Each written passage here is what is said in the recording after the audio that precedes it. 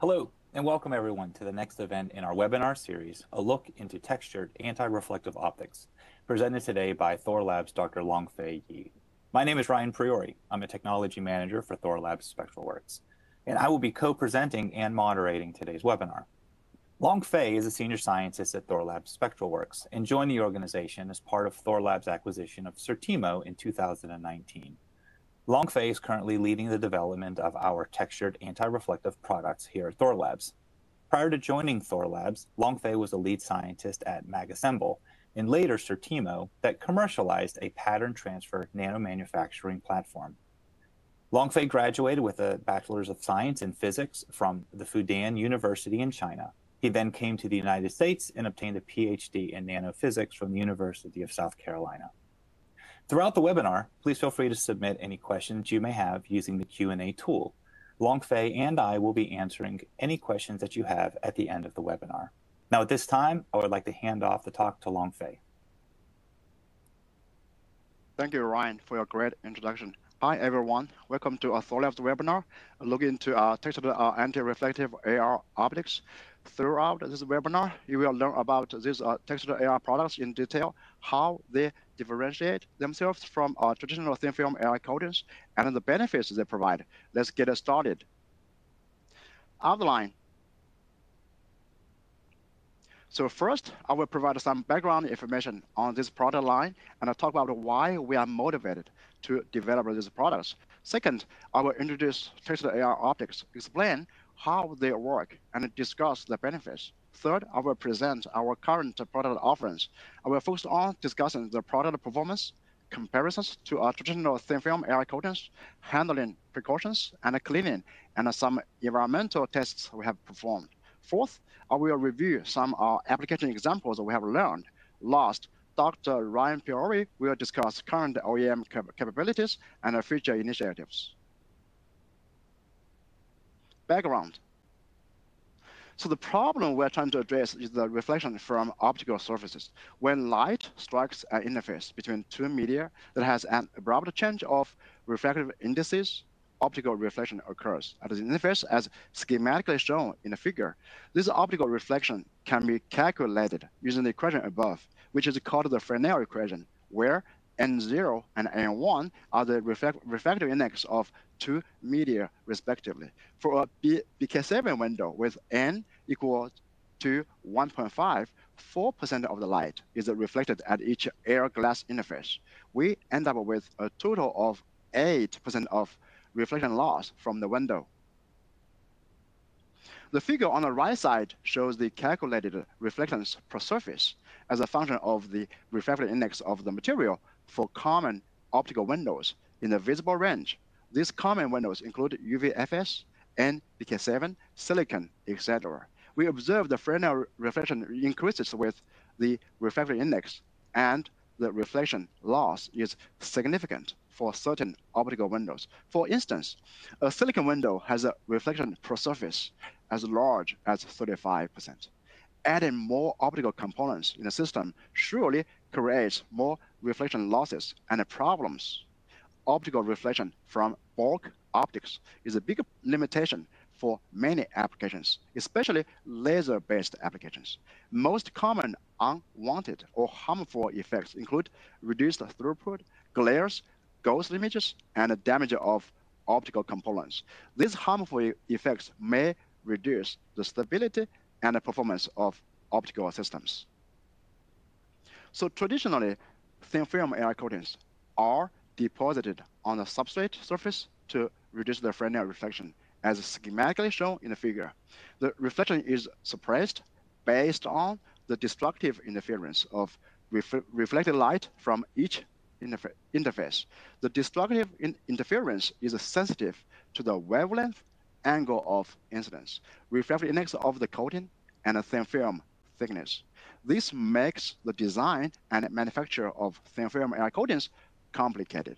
The destructive interference condition requires to be optimized for generating a low reflection over a defined spectral range. So the traditional thin film approach to anti-reflection has been studied for a long time.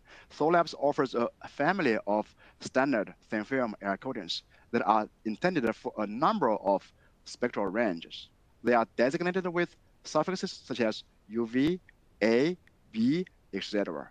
However, there are still a few limitations. First, the AR performance outside of the intended spectral range changes dramatically. For instance, the blue curve shows the reflectance as a function of the wavelength for the A coating that is intended for a spectral range of 350 to 700 nanometers. The reflectance goes up quickly as the wavelength becomes slightly larger than 700 nanometers. Second, the laser damage threshold is rather low as compared to bulk optics, which is caused by the thin films. Third, the thin film AR coatings may have adhesion issues when they undergo thermal cycling, which are due to the thermal coefficient difference between the substrate and the coatings. Thorlabs is motivated to offer superior solutions that can overcome or minimize these limitations. One solution is textured AR optics. Introduction to textured AR optics. So the key functional component is the textured surface. Its history can be traced back to 1970s or earlier. For instance, the graph on the left side shows a scanning electron microscopy, SEM, image of a textured surface, which is cited in an article published in 1979. This textured surface was made on a silicon substrate. The scale bar is 1 micron. The image appears to show that the textured surface has irregular nanostructures. These nanostructures are similar to multi-nanopillars that may sound more familiar to you. An SEM image of the multi-nanopillars is shown in the right figure. These multi-nanopillars are naturally grown, which not only allows the moth to see well in the dark, but also eliminates reflections from its eyes to avoid detection from predators. They are about 200 nanometers tall and are located on a hexagonal pattern with 300 nanometer spacing. So let's take a closer look at the textured surfaces. The figure below shows a schematic diagram of a textured surface on a substrate in a cross-section view. A textured surface consists of conical nanostructures with irregular spacing and varied heights. Each individual nanostructure creates a varied refractive index as the multi-nanopillar does. This index variation is crucial for achieving the AR effects. Overall, you can imagine these nanostructures roughen the substrate surface to reduce optical reflection. The theory will be discussed in detail shortly. In addition, these nanostructures have the same material as the substrate because they are made by directly etching into the substrate surface. This feature provides benefits because it eliminates extra materials that traditional AR approach employs. So how is a textured surface unique? How does it work? The way it works is that these nanostructures create an effective gradient index of reflection from the incident material into the bulk optic. The diagram on the left displays the textured surface on a substrate that you have seen.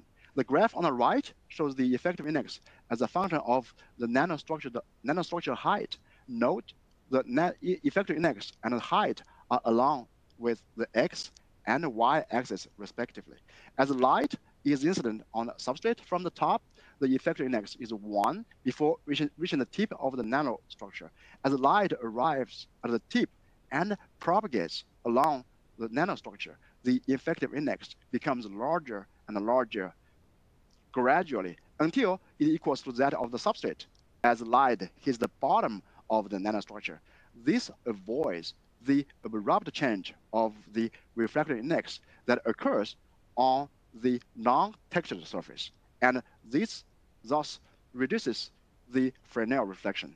The physics is completely different from the destructive interference that the traditional AR approach uses. So why textured AR optics? What benefits do they provide? as compared to traditional thin film AR coatings. First, textured AR optics provide a high AR performance in a broad band. This is accomplished by properly designing and fabricating the nanostructures. Second, they possess a low angular and polarization sensitivity. This is due to the nature that the effective index of nanostructures is not as sensitive as the destructive interference to angle of incidence and polarization. In addition, textured AR optics achieve a high laser damage threshold. Thanks to the nanostructures have the same material as the bulk optic, such as a UV-FS window, and the nanostructures are not deposited, but originally part of the bulk optic. Therefore, at the same time, they not only offer thermal and environmental durability, but also avoid adhesion issues that traditional AR coatings exhibit, since no extra materials are used. So current product offerings.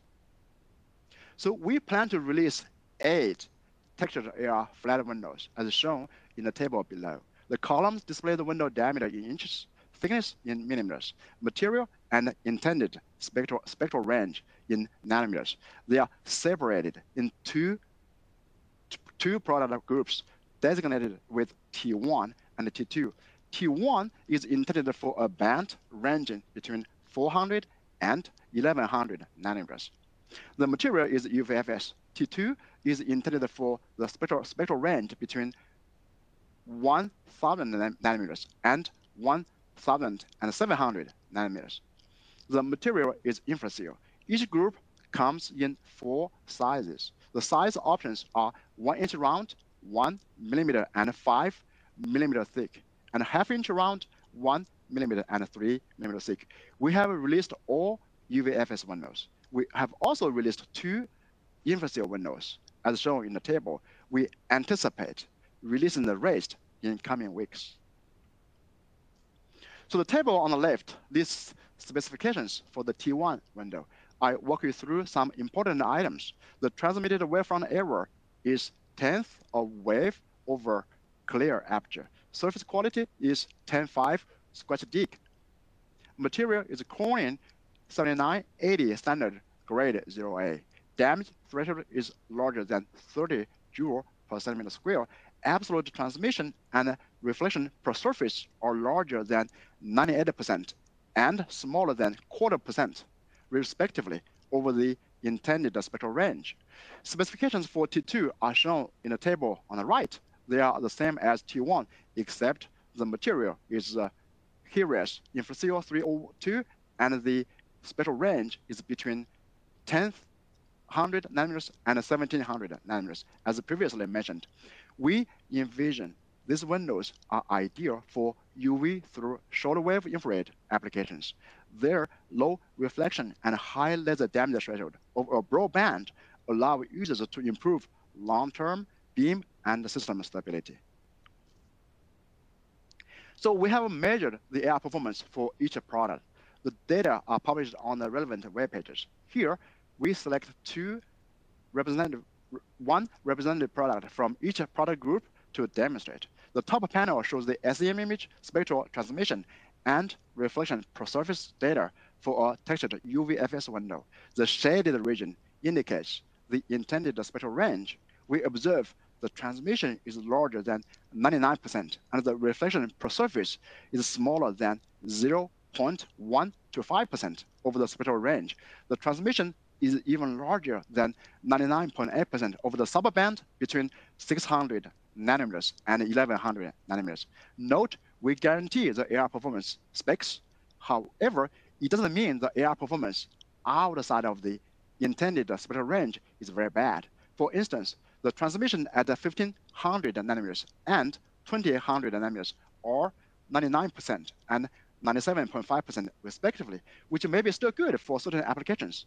So in general, the AR performance changes slowly with wavelength. This is the contrast difference from traditional AR coatings. The bottom panel shows the data for a textured infraseal window. We observe the same phenomena. So we received positive feedback on the AR performance of these windows from customers. Here are 2 examples that read. the transparency is absolutely fantastic. So far, the infrastructure tested window WGN10-1T2 works pretty well. We are very excited about the flexibility that the WGN10-1T2 provides in our experimental setup. We have also performed laser damage testing using both pulsed and continuous wave lasers. For pulsed version, T1 windows exhibit a laser damage threshold that is larger than 45 joules per centimeter square, measured at 532 nanometers with a beam diameter of 0.4 millimeters. T2's laser damage threshold is larger than 65 joules per centimeter square, measured at 1064 nanometers with a beam diameter of 0.23 millimeters. Both are performed using 10 nanosecond pulses with a frequency of 10 Hz. For CW version, T2's laser damage threshold is larger than 41.9 megawatts per centimeter square, measured at 1070 nanometers with a beam diameter of 134 microns. Note this number is limited by the maximum laser power available, so T1 is still under testing. So how do tested AR windows compare to traditional AR coatings?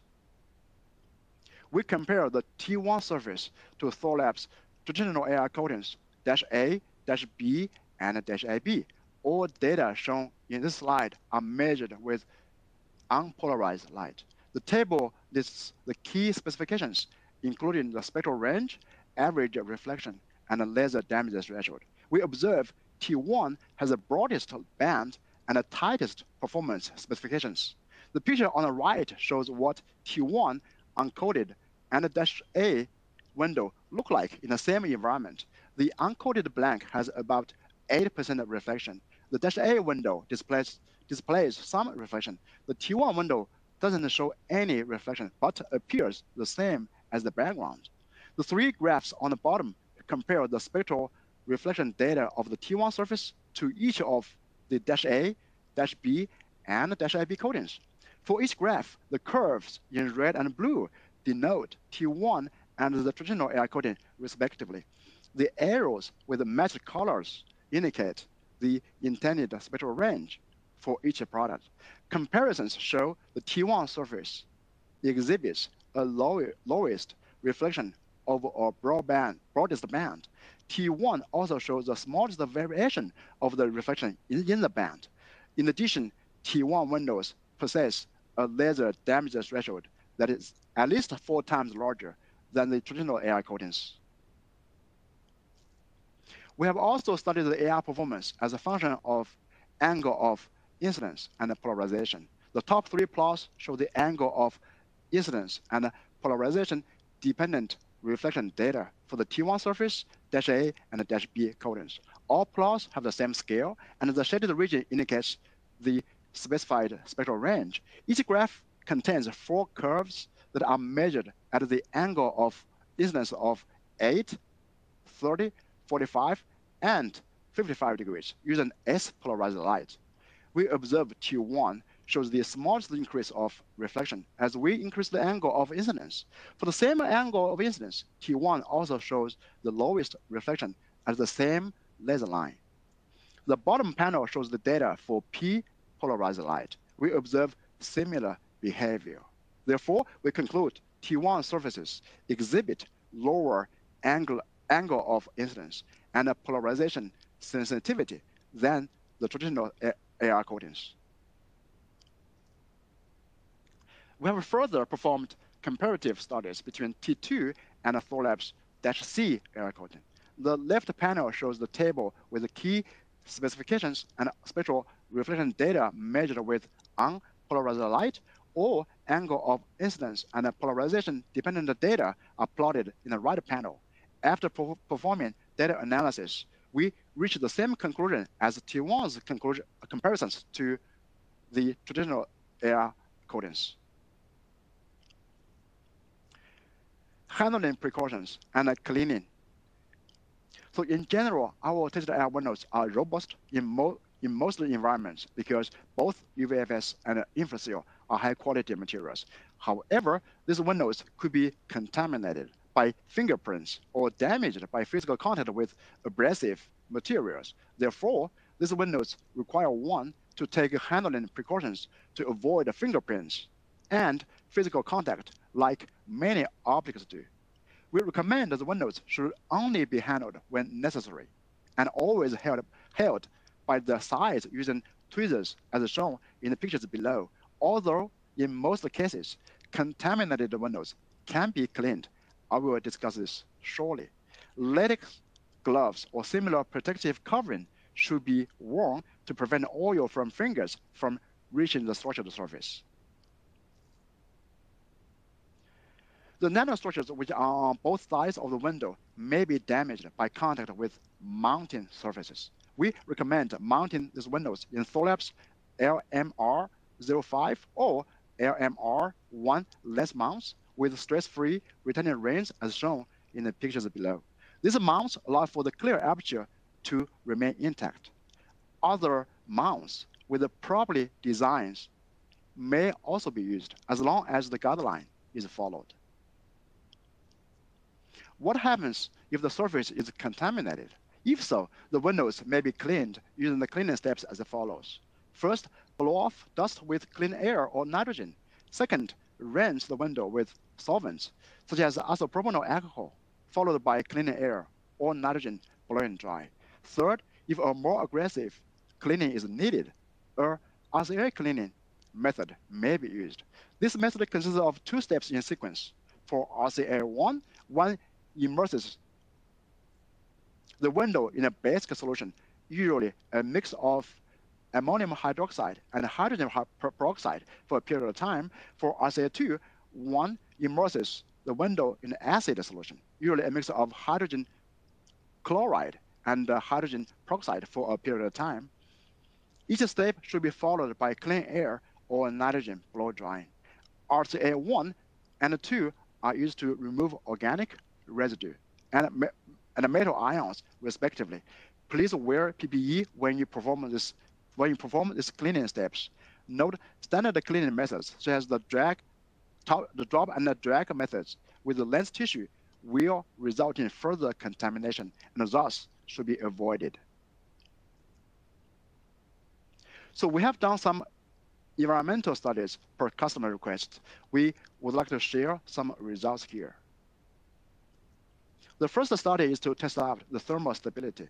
We perform thermal cycling experiments at temperatures 500, 700, 900, and 1000 degrees C.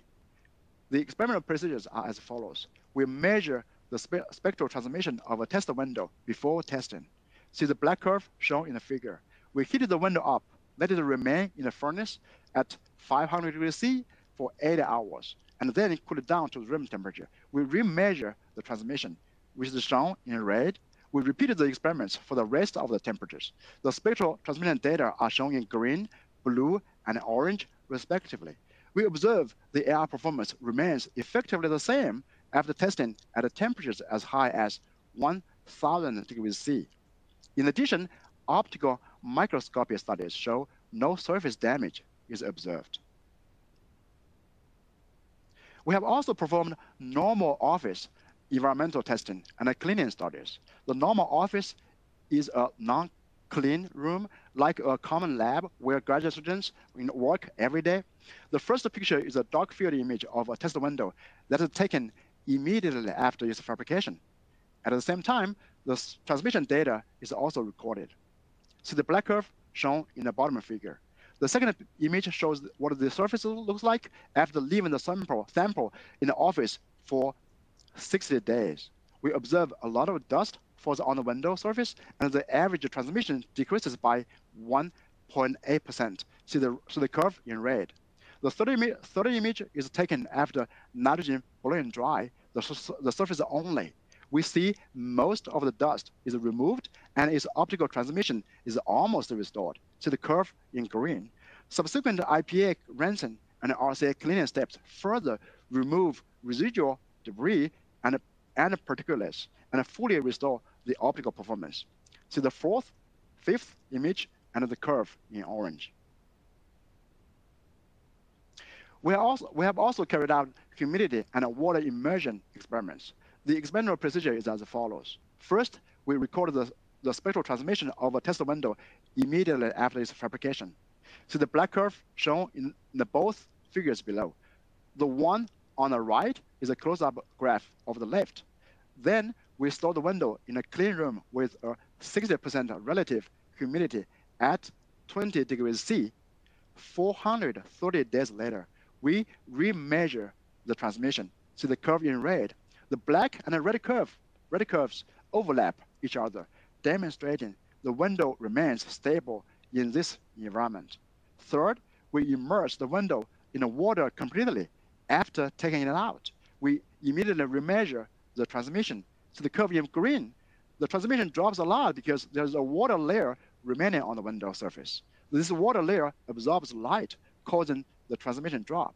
After we blow drying the water away, the transmission shown in the blue is completely restored. We have learned Thorlabs textile air windows can be used for a wide range of applications. Here are some examples I'm going to show you. The first example is that textile air windows can be used to protect key optical components in systems. Textile air windows bring value to customers who have laser damage issues. For instance, the picture on the left shows a protection window with damaged traditional thin film air coatings. This window is used to protect critical components behind. However, the damaged thin film air coatings cause the system to malfunction. Per customer requests, Thorlabs quickly delivered textured air windows to replace the damaged air coatings. The picture on the right shows what the textured window looks like after months of normal operations. The textured window remains pristine and has been holding up well so far. Customers' feedback reads, 1 mm windows have exceeded our expectations. 5 mm windows are performing well, better than our air coatings. We are pleased to see textured air windows can solve customers' problems. We envision our textile air windows can be alternatives to traditionally air-coated windows that exhibit laser damage issues. If you have similar problems, please don't hesitate to contact us. Another example is a chamber viewport. The figure shows a schematic diagram of a vacuum chamber that Stephen Chu et al. Built to study the laser cooling of atoms in 1985. In 1997, the Nobel Prize was awarded to 3 physicists, including Stephen Chu. The vacuum chamber had a number of air-coated windows that allow user laser beams to go in and out. The windows are highlighted with the blue arrows. A number of researchers have used our textile air windows for applications like this. One example of related customer feedback reads, "Thank you for the information. So far, the 1 mm by 1 inch windows work well for us. I really appreciate Thorlabs' kind service to customers. We envision our textured air windows are suitable for similar applications, such as magneto-optical trapping of atoms, laser material interaction, and processing, laser-based additive manufacturing, etc."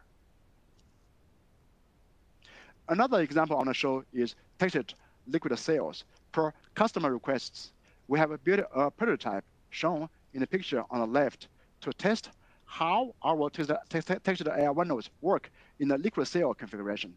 The graph in the middle shows a schematic diagram of the cell. The spacer between the 2 windows is 2 mm thick.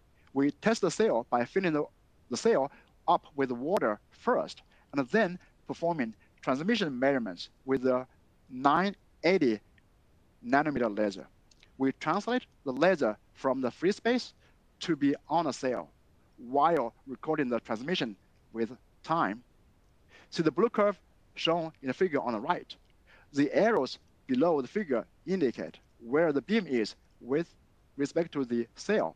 The transmission starts with 100% and has a big drop at 48 seconds when laser hits the cell holder. Several seconds later, the transmission goes up and remains at 91%, which means 91% of light transmits through the cell.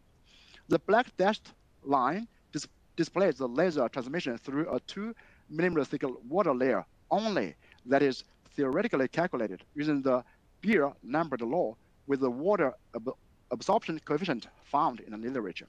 The number found is 0.471 centimeter to the power minus 1. The excellent agreement between the two curves for the time longer than 48 seconds demonstrates that the optical losses from the textured AR windows is negligible. So here is an example of related customer feedback. 0.5-inch 1 millimeter textured windows worked great for the liquid cell we built. So the last sample is gas cells. The picture includes gas cells built with uncoated wedged UVFS and textured flat UVFS windows shown on the left and the right, respectively. The picture shows what they look like in the same environment. We can clearly see optical reflection from the uncoated window. In contrast, it is tough to see the textured windows on a cell. The spectral transmission and reflection data of the textured windows are plotted in the top and bottom figure, respectively. The transmission is through the two textured AR windows is larger than 98% over the 400 nanometer to 1100 nanometer spectral range. The total reflection is less than 0.5% over the band. Helium leak detection measurements show the gas cell is leak tight. Customer cells are also available at Thorlabs. A lot of customers may not realize this. Thorlabs has a fantastic scientific gas blowing and assembling capabilities. So now I stop and hand it off to Ryan to cover the rest section. Ryan? Thank you, Longfei. So we'd like to talk a little bit now about our future initiatives and where we plan to take this particular textured anti-reflective optics platform. So a lot of questions that we get asked from the customer base usually are related to two specific areas. Which substrates can we utilize this technology? And then the second is which pass bands or spectral ranges am I able to employ this particular technology? So the first is, you'll see based on the existing products that we have released to our catalog, there are two specific windows. The first is a UV Fusilica that covers the 400 to 1100 nanometer range, followed by the Infrastill that has the 1000 to 1700 nanometer range. Ultimately, this comes down to the design of that textured surface that we are fabricating onto these materials.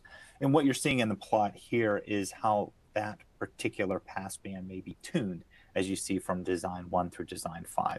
So it is possible to tune that transmissive passband. So both we're speaking now of the highly transmissive throughput as well as the high anti-reflection performance. Now, as far as the substrate types, you're seeing products now for the fused silica-based products. This will expand into future substrates over time, and you'll see those available from Thorlabs. And as far as how we can work with this for your application, you'll see when we talk in the Q&A, but we'll also point you to those product websites where you can use the Contact Me form and talk about your specific spectral range as well as your substrate that you're using. As far as our current OEM capabilities, Thorlabs produces a tremendous number of optics, and those are great candidates in order to take the existing product base and extend it with this specific textured coating. So looking at traditional optical elements, anything from windows, wedges, beam splitters, prisms, as well as everything from reticles, test targets, polarizers, and gratings, could benefit from this type of texturing process if the application requires a high anti-reflective performance or a high transmissive performance. We're showing some examples of those products in the column to the right. But thus far, we've only really talked about how these are components that you could also insert into larger subassemblies or systems themselves. So surfaces for light sources such as broadband or lasers, as well as integration into tools like spectrometers, as well as beam characterization tools. We've also only really talked about flat surfaces thus far. So we are also asked very often, can this process and this technology be applied to things like lenses or anything that has curvature? And the answer is yes. And you will see we're listing a series of existing products in our catalog in the table to the bottom.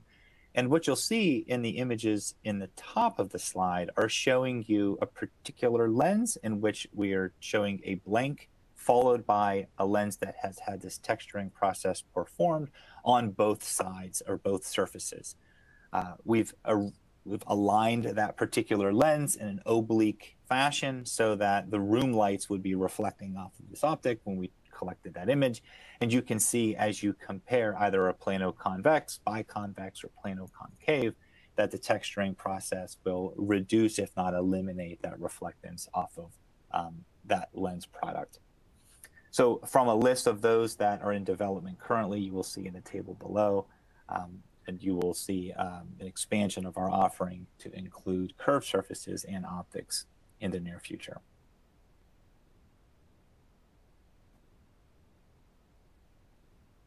As far as the size and shapes of of the types of products that we can produce, we're showing a larger sample here, similar to the slide previously, in which we have an uncoated compared to a coating, a textured wafer. And in this example, you can see once again from the oblique illumination, the reflectance of an overhead lighting off of the uncoated as compared to the textured. So this gives you the opportunity for exploring custom shapes or sizes, at least in this example, up to 4 inches, and as well as we're discussing flats or curved surfaces for either existing catalog products that Thorlabs would sell, as well as your interests and your custom applications that you may have.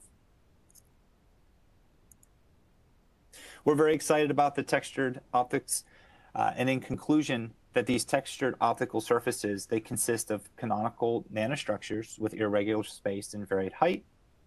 These are able to reduce the optical reflection via this roughened surface that creates a varied refractive index from the incident medium to the substrate. It possesses the same material as bulk optics and ultimately eliminates excess materials that traditional anti-reflective coatings employ. The Thorlabs textured antireflective optics are high-performance optics with nanostructured surfaces, resulting in a greater than 98% transmission over a broad wavelength range. These textured AR surfaces consist of traditional thin film coating offerings will lower that reflectance. We specify a less than 0.25% per surface, a lower angle of incidence and polarization sensitivity, and a higher laser damage resistance, as well as resulting in a long-term stability. I would like to thank Longfei for the really informative presentation. We have a few questions to answer, and I would like you to continue submitting your questions at this time.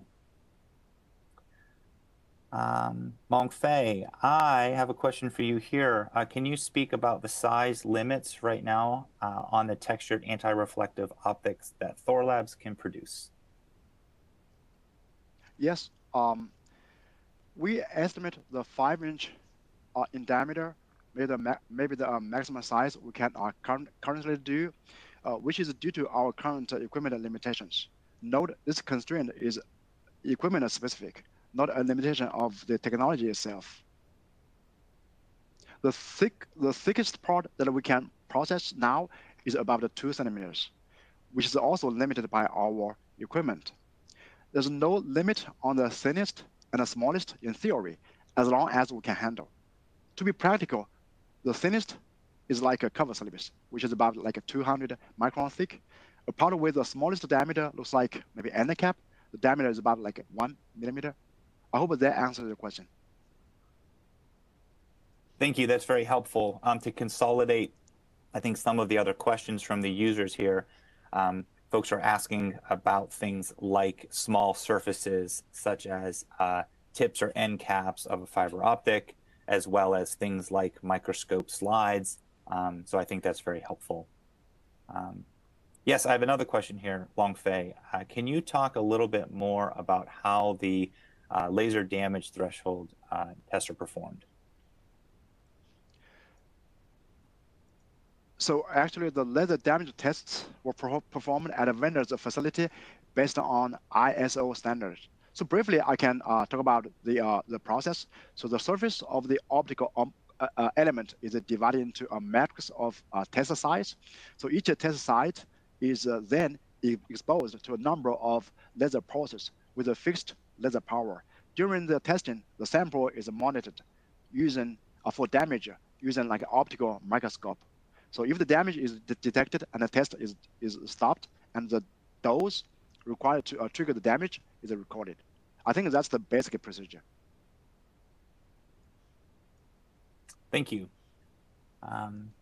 I see a question here talking about, okay, so how does the irregularity of the height and spacing of the texture affect the performance?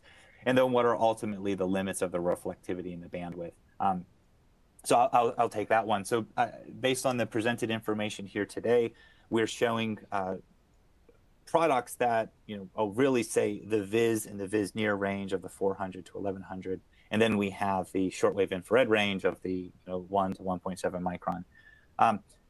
So by tuning that fabrication recipe, we can move that particular performance either to the longer wavelength range to the mid-infrared, but that also exists in the other direction as well to the UV. So, so yes, to answer the question of the height and spacing of the textured surface, yes, that does impact the ultimate performance.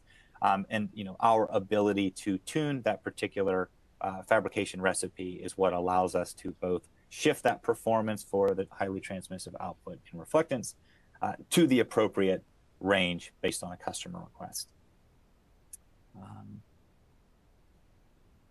Yes, do we offer these in a single-sided substrate? And I think you will be seeing that hit our catalog here very soon, where you will be able to purchase the windows at this time, being able to purchase those with the texturing on just a single surface.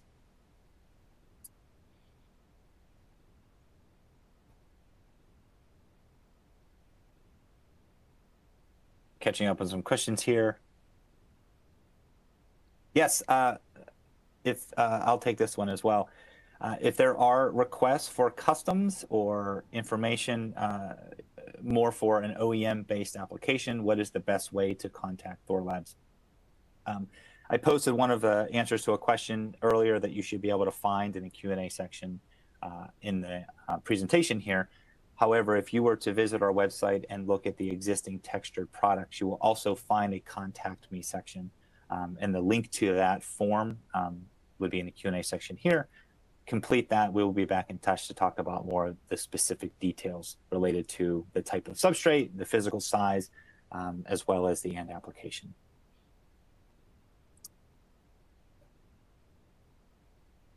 Okay.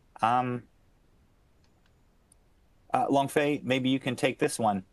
Is there a limit right now on the type of radius of curvature for curved surfaces right now? Maybe you can talk about some of the F numbers for the lenses produced thus far. Yeah. So the lens with the smallest radius of curvature we have processed is about like 35 millimeters for a 1-inch diameter. So I think that's the best knowledge I have as of now. I'm seeing some questions here related to cleaning. So it's a variety of different materials that are being requested. So I think that I'll take this one. The best thing I think we can say right now is we shared some information based on what we feel is the ideal process for cleaning these optics. I think some of these other questions based on the specifics, those are things that we can certainly try ourselves and be able to follow up with appropriate metrology to be able to fully answer those questions. But it does sound like there's interest from the group here on different types of processes to be employed for cleaning. Okay. Yeah, questions related to incorporating Longfei. So maybe you take this one. So question is it possible to integrate this into fiber optics? I think the answer is yes. So I don't think there's any physics that would prevent us from doing that. The only challenge would be on the engineering side. Okay. I hope that answers your question.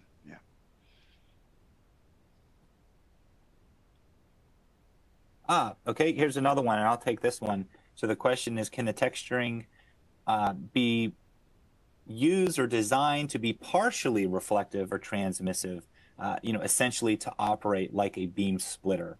Yeah, that's a great question. And I think, based on sort of the requirements on how these specific products are being designed, the intent is to offer a high transmissive result with a very low reflectance. Now, that being said, depending on how one defines beam splitter, if you're looking to be able to transmit a tremendously high amount of those photons while reflecting or picking off a very small reflected amount, then I think the answer is yes.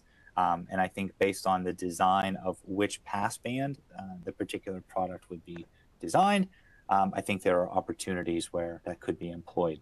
And I think to extend on that a little bit more, I think it's the combination of how they could be used in other products. We show the slide of where we think the evolution would be, and beam splitters is one of those particular applications. And I think what we were referencing there more is how can we reduce any reflection from the backside of that specific beam splitter. But I think the idea of being able to tailor this or design this for one's specific intended use as a beam splitter, I think it would really have to be refined to as what are the expectations for the split between the transmitted and the reflected.